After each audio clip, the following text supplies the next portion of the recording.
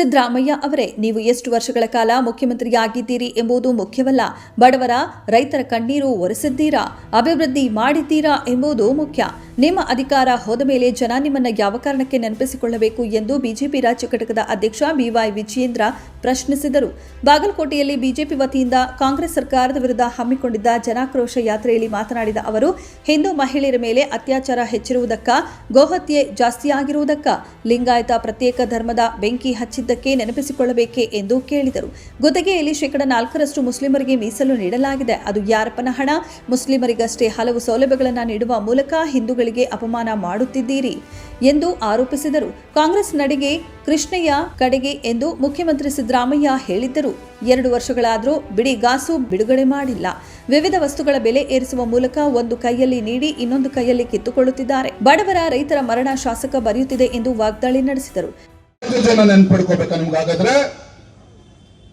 ಹಿಂದಿನ ಅವಧಿಯಲ್ಲಿ ರಾಜ್ಯದ ಮುಖ್ಯಮಂತ್ರಿಗಳಾಗಿದ್ರೆ 5 ವರ್ಷಗಳ ಕಾಲ ರಾಜ್ಯದ ಮುಖ್ಯಮಂತ್ರಿಗಳಾಗಿದ್ರೆ ಏನ್ ಸಾಧನೆ ಮಾಡಿದ್ರಿ ಸಿದ್ದರಾಮಯ್ಯನವರೇ? ಏನ್ ಸಾಧನೆ ಮಾಡಿದ್ರಿ? 5 ವರ್ಷಗಳ ಮುಗಿತಾ ಇರ್ತಕ್ಕಂಥ ಸಂದರ್ಭದಲ್ಲಿ ರಾಜ್ಯದಲ್ಲಿ ಮತ್ತೆ ಸರ್ಕಾರ ಬರೋದಿಲ್ಲ, ಕಾಂಗ್ರೆಸ್ ಸರ್ಕಾರ ಮತ್ತೆ ಮುಖ್ಯಮಂತ್ರಿ ಆಗೋದಕ್ಕೆ ಸಾಧ್ಯ ಇಲ್ಲ ಅಂತ ಹೇಳಿ ರಾಜ್ಯದಲ್ಲಿ ವೀರಶೈವ ಲಿಂಗಾಯತ ಪ್ರತ್ಯೇಕ ಧರ್ಮ ಅಂತೇಳಿ ಬೆಂಕಿ ಎತ್ತಕ್ಕಂತ ಕೆಲಸ ಮಾಡಿದ್ರಲ್ಲ, ಅದಕ್ಕೋಸ್ಕರ ನಿಮ್ಮನ್ನ ನೆನ್ಪಿಡ್ಕೋಬೇಕಾ ರಾಜ್ಯದ ಜನ? ಹಾಗಾದ್ರೆ ಅದಕ್ಕೋಸ್ಕರ ರಾಜ್ಯದ ಜನ ನಿಮ್ಮನ್ನ ನೆನ್ಪಿಡ್ಕೋಬೇಕಾ? ಈ ಬಾರಿ ರಾಜ್ಯದ ಜನರಿಗೆ ಸುಳ್ಳೇಳಿ ಅಧಿಕಾರಕ್ಕೆ ಬಂದಿದ್ದೇವೆ. ಇವತ್ತು ಮುಸಲ್ಮಾನರಿಗೆ 4% ರಿಸರ್ವೇಶನ್ ಸರ್ಕಾರಿ ಕಾಮಗಾರಿಗಳಲ್ಲಿ. ಯಾರಪ್ಪನ ದುಡ್ಡು ಸ್ವಾಮಿ?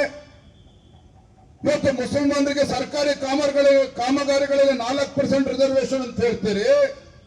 ಮುಸಲ್ಮಾನರ ಹೆಣ್ಮಕ್ಳು ಇವತ್ತು ಅಲ್ಲಿ ಮದುವೆ ಆಗ್ಬೇಕು ಅಂತ ಹೇಳಿದ್ರೆ 50,000 ರೂಪಾಯಿ ಇವತ್ತು ಅನುದಾನ ಕೊಡ್ತಾರಂತ ಹೆಣ್ಮಕ್ಳಿಗೆ.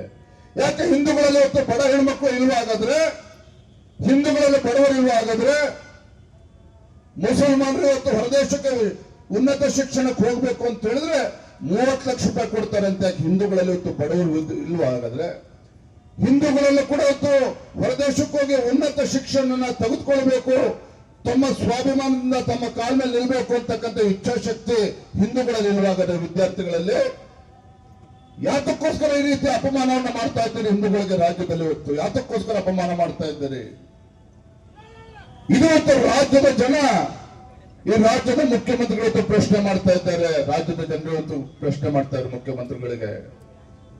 ರಾಜ್ಯದಲ್ಲಿ ಸರ್ಕಾರ ಬರುವ ಮುಂಚಿತವಾಗಿ ಕಾಂಗ್ರೆಸ್ ನಡೆಗೆ ಕೃಷ್ಣಯ್ಯ ಕಡೆಗೆ ಅಂತೇಳಿ ಭಾಷಣ ಮಾಡ್ತಾ ಇದ್ರು ಸಿದ್ದರಾಮಯ್ಯನವರೇ, ಕಾಂಗ್ರೆಸ್ ಸರ್ಕಾರ ನೀವು ಮುಖ್ಯಮಂತ್ರಿಗಳಿಗೆ 20 ತಿಂಗಳಾಯ್ತು. ಪ್ರತಿ ವರ್ಷ 10,000 ಕೋಟಿ ರೂಪಾಯಿಗಳನ್ನ ಕೊಡ್ತೇನೆ, ನೀರಾವರಿ ಯೋಜನೆಗಳನ್ನು ಮುಗಿಸ್ತೇವೆ ಅಂತ ಹೇಳಿದ್ರೆ ಈ ಸರ್ಕಾರದ ಯೋಗ್ಯತೆಗೆ ಉತ್ತರ ಕರ್ನಾಟಕ ನೀರಾವರಿ ಯೋಜನೆಗಳ ಒಂದು ಬಿಡುಗಾಸನ್ನು ಕೂಡ ಬಿಡುಗಡೆ ಮಾಡಿಲ್ಲ. ಮುಖ್ಯಮಂತ್ರಿಗಳು ಇದ್ದಾಗ ವಿರೋಧ ಪಕ್ಷವಾಗಿ ನಾವು ಬೀದಿಗಿಳಿದು ಜನಜಾಗೃತಿಯನ್ನು ಮೂಡಿಸ್ತಕ್ಕಂಥ ಕೆಲಸ ನಾವು ವಿರೋಧ ಪಕ್ಷವಾಗಿ ಮಾಡಲೇಬೇಕಾಗಿದೆ. ಅದು ಮಾಡಲಿಲ್ಲ ಅಂತ ಹೇಳಿದ್ರೆ, ನಾವು ವಿರೋಧ ಪಕ್ಷವಾಗಿ ಜನಜಾಗೃತಿ ನಮ್ಮ ಕೆಲಸ ಮಾಡಲಿಲ್ಲ ಅಂತ ಹೇಳಿದ್ರೆ ನಾವು ವಿರೋಧ ಪಕ್ಷವಾಗಿ ಬದುಕಿದ್ದು ಕೂಡ ಸತ್ತಂತಾಗ್ತದೆ. ವಿರೋಧ ಪಕ್ಷವಾಗಿ ನಾವು ಬದುಕಿದ್ದು ಕೂಡ ಸತ್ತಂತಾಗ್ತದೆ. ಆ ಭಗವಂತನು ಕೂಡ ನಮ್ಮನ್ನು ಮೆಚ್ಚೋದಿಲ್ಲ. ಆ ಕಾರಣಕ್ಕೋಸ್ಕರ ಭಾರತೀಯ ಜನತಾ ಪಾರ್ಟಿ ಅಧ್ಯಕ್ಷನಾಗಿ ನಮ್ಮೆಲ್ಲ ಪಕ್ಷದ ಮುಖಂಡರು ಎಲ್ಲರೂ ಕೂಡ ಒಂದಾಗಿ ರಾಜ್ಯಾದ್ಯಂತ ಪ್ರವಾಸ ಮಾಡ್ತಾ ಇದ್ದೇವೆ. ಈ ಭ್ರಷ್ಟ ಕಾಂಗ್ರೆಸ್ ಸರ್ಕಾರದ ವಿರುದ್ಧ ಈ ಜನಾಕ್ರೋಶ ಯಾತ್ರೆನ ಬಹಳ ಯಶಸ್ವಿಯಾಗಿ ಮಾಡ್ತಾ ಇದ್ದೇವೆ. ಆತ್ಮೀಯ ಕಾರ್ಯಕರ್ತ ಬಂಧುಗಳೇ, ಮೊನ್ನೆ ದಿನ ಪತ್ರಕರ್ತರು ಒಂದು ಪ್ರಶ್ನೆ ಕೇಳಿದ್ರು, ಅಲ್ಲ ಬಿಜೆಪಿ ಅವರೇ ನೀವು ವ್ಯಕ್ತಿ ಪೂಜೆ ಮಾಡಲ್ಲ ಅಂತ ಹೇಳ್ತೀರಿ, ಆದ್ರೆ ಮೋದಿಯಿಂದ ಹೋಗ್ತಾ ಇದಿರಲ್ಲ, ಅದು ವ್ಯಕ್ತಿ ಪೂಜೆ ಅಲ್ವಾ ಅಂತೇಳಿ ಒಂದು ಪ್ರಶ್ನೆ ಮಾಡಿದ್ರು. ನಮ್ಮ ಮಾಧ್ಯಮದ ಸ್ನೇಹಿತರು ಹೇಳಿದೆ, ಮಾತನಾಡಿದೆ, ಇವತ್ತು ನರೇಂದ್ರ ಮೋದಿಜಿ ವ್ಯಕ್ತಿ ಇಲ್ಲ, ಅದೊಂದು ಶಕ್ತಿ. ನರೇಂದ್ರ ಮೋದಿಜಿ ವ್ಯಕ್ತಿ ಇಲ್ಲ, ಅದೊಂದು ಶಕ್ತಿ. ಇವತ್ತು ನಮ್ಮ ದೇಶದ ಹೆಮ್ಮೆಯ ಪ್ರಧಾನಮಂತ್ರಿ ನರೇಂದ್ರ ಮೋದಿಜಿ ಅವರು ಇವತ್ತು ಪ್ರಧಾನಮಂತ್ರಿಗಳಾದ್ಮೇಲೆ ಯಾವ ಕಾಶ್ಮೀರದಲ್ಲಿ ಸಾವಿರಾರು ಯೋಧರ ಬಲೆಯನ್ನು ತೆಗೆದುಕೊಂಡಿತ್ತು ಅಂತ ಆರ್ಟಿಕಲ್ 370 ಕಿತ್ತಾಡ್ತಕ್ಕಂಥ ಕೆಲಸ ನನ್ನ ದೇಶದ ಹೆಮ್ಮೆಯ ಪ್ರಧಾನಮಂತ್ರಿ ನರೇಂದ್ರ ಮೋದಿಜಿಯವರು ಮಾಡಿದ್ದಾರೆ.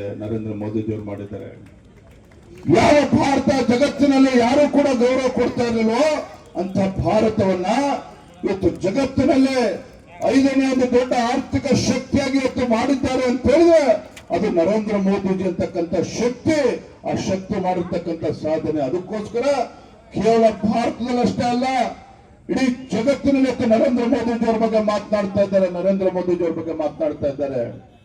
ಮೊನ್ನೆ ದಿನ ಖರ್ಗೆ ಅವರು ಮಾತನಾಡಿದ್ದಾರೆ, ಸಿದ್ದರಾಮಯ್ಯನವ್ರನ್ನ ಕಾಂಗ್ರೆಸ್ ಸರ್ಕಾರನ ಇವತ್ತು ಸಿದ್ದರಾಮಯ್ಯ ಇಳಿಸ್ಬಿಡ್ತಾರೆ, ಕಾಂಗ್ರೆಸ್ ಸರ್ಕಾರನ ಅಳ್ಳಾಡಿಸ್ತಾರೆ ಅಂತೇಳಿ ಜಗದೀಶ್ ಶೆಟ್ಟರು ಒಳ್ಳೆ ಮಾತು ಹೇಳಿದ್ರು. ಜಗದೀಶ್ ಶೆಟ್ಟರ್ ಮಾತನಾಡಿದ್ರು, ರಾಜ್ಯದಲ್ಲಿ ಕಾಂಗ್ರೆಸ್ ಸರ್ಕಾರದ ಬಗ್ಗೆ ಆಡಳಿತ ಪಕ್ಷದ ಶಾಸಕರಿಗೆ ಇವತ್ತು ವಿಶ್ವಾಸ ಇಲ್ಲ, ಆಡಳಿತ ಪಕ್ಷದ ಶಾಸಕರಿಗೆ ಮುಖ್ಯಮಂತ್ರಿಗಳ ಬಗ್ಗೆ ವಿಶ್ವಾಸ ಇಲ್ಲ. ಇವತ್ತು ವಿಶ್ವಾಸವನ್ನ ರಾಜ್ಯದ ಜನರು ಕೂಡ ಸಂಪೂರ್ಣವಾಗಿ ವಿಶ್ವಾಸನ ಕಳೆದುಕೊಂಡಿದ್ದಾರೆ.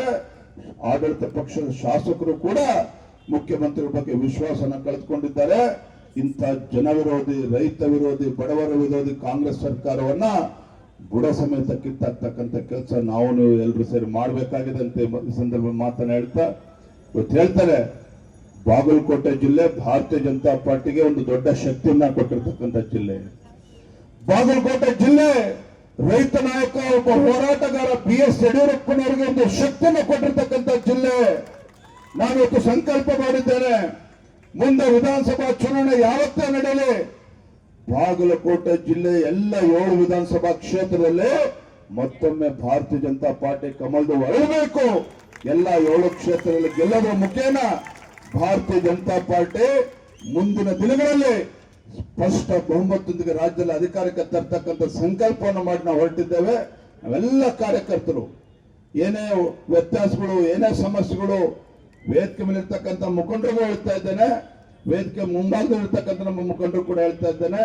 ಯಾಕೆಂದ್ರೆ ನಮ್ಮ ಬಾಗಲಕೋಟೆ ಜಿಲ್ಲೆಯಲ್ಲಿರ್ಬೋದು, ಕರ್ನಾಟಕ ರಾಜ್ಯದಲ್ಲಿರ್ಬೋದು ಲಕ್ಷಾಂತರ ಕಾರ್ಯಕರ್ತರು ಯಾವುದೇ ಒಂದು ಸ್ಥಾನಮಾನದ ಅಪೇಕ್ಷೆಯನ್ನ ಪಡೆದೇನೆ, ಲಕ್ಷಾಂತರ ಕಾರ್ಯಕರ್ತರು ಕಳೆದ 20-30 ವರ್ಷಗಳಿಂದ ಯಾವುದೇ ಒಂದು ಸ್ಥಾನಮಾನದ ಅಪೇಕ್ಷೆಯನ್ನ ಪಡೆದೇನೆ ಯಾರೇ ಚುನಾವಣೆ ನಿಂತರೂ ಸಹ ನನ್ನ ಭಾರತೀಯ ಜನತಾ ಪಾರ್ಟಿ ಅಭ್ಯರ್ಥಿ ಗೆಲ್ಲಬೇಕು ಅಂತೇಳಿ ಸಂಕಲ್ಪ ತೊಟ್ಟು ನಮ್ಮ ಕಾರ್ಯಕರ್ತರು ಶಕ್ತಿ ಮೀರಿ ಶ್ರಮನ ಆಗ್ತಾ ಇದ್ದಾರೆ.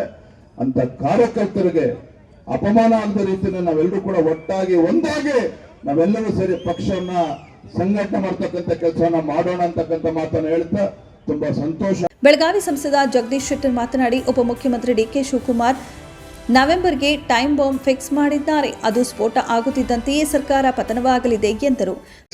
ನಾ ಹೇಳ್ತೀನಿ, ಮೋದಿಜಿಯವರು ಅಮಿತ್ ಶಾ ಏನು ಮಾಡ್ಬೇಕಾಗಿ ಈ ಸರ್ಕಾರಕ್ಕೆ ಟೈಮ್ ಬಾಂಬ್ ಇಡುವಂತ ಕೆಲಸ DK ಶಿವಕುಮಾರ್ ಮಾಡ್ತಾರೆ. ಟೈಮ್ ಬಾಂಬ್ ಬಹುಶಃ ಆ ಟೈಮ್ ಬಾಂಬ್ ಯಾವಾಗ ಸ್ಫೋಟ ಆಕದಂದ್ರೆ ನವೆಂಬರ್-ಡಿಸೆಂಬರ್ಗೆ ಸ್ಫೋಟ ಆಕತಿ. ನವೆಂಬರ್-ಡಿಸೆಂಬರ್ ಕೈಯಾಗ ಹತ್ತಾರ, ಅವರು ಕೈಯಾಗ ಹತ್ತಾರ, ಇವರು ಕೈಯಾಗ ಹತ್ತಾರ.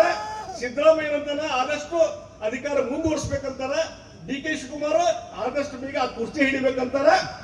ಆ ಟೈಮ್ ಬಾಂಬ್ ಎಲ್ಲಿ ಫಿಕ್ಸ್ ಆಗಿದೆ? ನವೆಂಬರ್-ಡಿಸೆಂಬರ್ ಫಿಕ್ಸ್ ಆಗಿದೆ. ನೀವು ನೋಡ್ತಾ ಇದ್ದೀವಿ, ಬರೆದು ಕೊಡ್ತೀನಿ ನಾನು. ನವೆಂಬರ್-ಡಿಸೆಂಬರ್ದಲ್ಲಿ ಆ ಟೈಮ್ ಬಾಂಬ್ ಸ್ಫೋಟ ಆಗ್ತದೆ, ಈ ಸರ್ಕಾರ ಮನಿ ಹೋಗ್ತದೆ. ಅದಕ್ಕೆ ಅಮಿತ್ ಶಾ ಮೋದಿ ಅವರು ಬೇಕಾಗಿಲ್ಲ. ಈ ಜನಾಕ್ರೋಶ ಮತ್ತು ಕಾಂಗ್ರೆಸ್ಸಿನ ಸಂಘರ್ಷ. ವಿಧಾನ ಪರಿಷತ್ ಸದಸ್ಯ ಛಲವಾದಿ ನಾರಾಯಣಸ್ವಾಮಿ ಮಾತನಾಡಿ, ಜಾತಿ ಗಣತಿ ಹೆಸರಿನಲ್ಲಿ ಲಿಂಗಾಯತರನ್ನ, ಒಕ್ಕಲಿಗರನ್ನ, ದಲಿತರನ್ನ ಒಡೆದಿದ್ದೀರಿ, ಮುಸ್ಲಿಮರನ್ನ ರಾಜ್ಯದಲ್ಲಿ ಬಹುಸಂಖ್ಯಾತರನ್ನಾಗಿಸಿದ್ದೀರಿ. ಬಿಜೆಪಿ ಇಲ್ಲದಿದ್ರೆ ಪರಿಶಿಷ್ಟ ಜಾರಿಗೆ 17% ಪರಿಶಿಷ್ಟ ಪಂಗಡದವರಿಗೆ 7% ಮೀಸಲಾತಿ ದೊರೆಯುತ್ತಿರಲಿಲ್ಲ ಎಂದು ಟೀಕಿಸಿದರು. ಲೋಕಸಭಾ ಸದಸ್ಯರಾದ PC ಗದ್ದಿಗೌಡರ, ಗೋವಿಂದ ಕಾರಜೋಳ, ರಾಜ್ಯಸಭಾ ಸದಸ್ಯ ನಾರಾಯಣ ಬಂಡಾಗೆ, ವಿಧಾನ ಪರಿಷತ್ ಸದಸ್ಯರಾದ ಹನುಮಂತ ನಿರಾಣಿ, PH ಪೂಜಾರ, N ರವಿಕುಮಾರ್, ಶಾಸಕ ಜಗದೀಶ್ ಗುಡಗಂಟಿ, ಮಾಜಿ ಸಚಿವ ಶ್ರೀರಾಮುಲು, ಮಾಜಿ ಶಾಸಕ ವೀರಣ್ಣ ಚರಂತಿಮಠ ಉಪಸ್ಥಿತರಿದ್ದರು. ವರದಿ ಮಹಾಂತೇಶ ಕುರಿ, ಇಳಕಲ್.